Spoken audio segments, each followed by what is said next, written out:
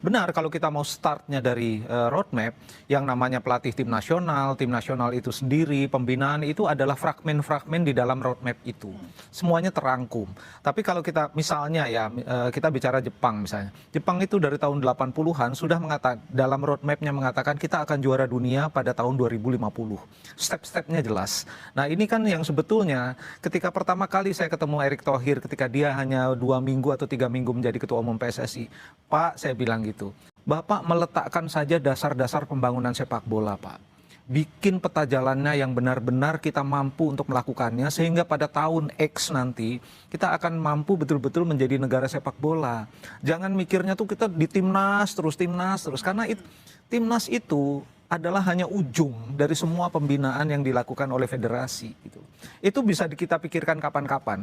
Tapi kalau basicnya kita tidak punya youth system, kita tidak punya sistem kompetisi usia muda yang mumpuni, kita tidak punya sistem untuk melahirkan pelatih-pelatih, wasit, asisten pelatih terbaik, kita nggak akan punya sepak bola yang kuat. Artinya sekarang ini menurut Bung Jo sendiri adalah semakin mundur gak nih timnas kita?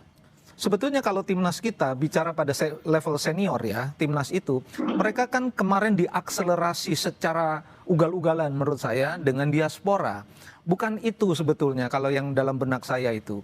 Dalam benak saya katakan juga pada Erick Thohir pada pertemuan tanggal 20 Februari tahun ini, saya bilang, Pak, masa kita ini nggak bisa sih seperti Jepang ya, yang Jepang itu mengirimkan pemain-pemain mudanya dari Liga Jepang, dari Liga Junior Jepang ke Eropa, Pak. Apa kita tuh nggak mau sih mengekspor pemain sehingga mereka nanti akan memperkuat timnas sebagai tim yang solid, bukan ngambilin diaspora, Pak. Ngambilin diaspora boleh aja lah 3, 4, 5 orang gitu. Kalau sampai 20 ambil diaspora, itu bukan planning, itu crash program yang menurut saya itu menjadi moral hazard ya bagi banyak negara di Asia juga, termasuk Indonesia yang paling gila-gilaan menurut saya.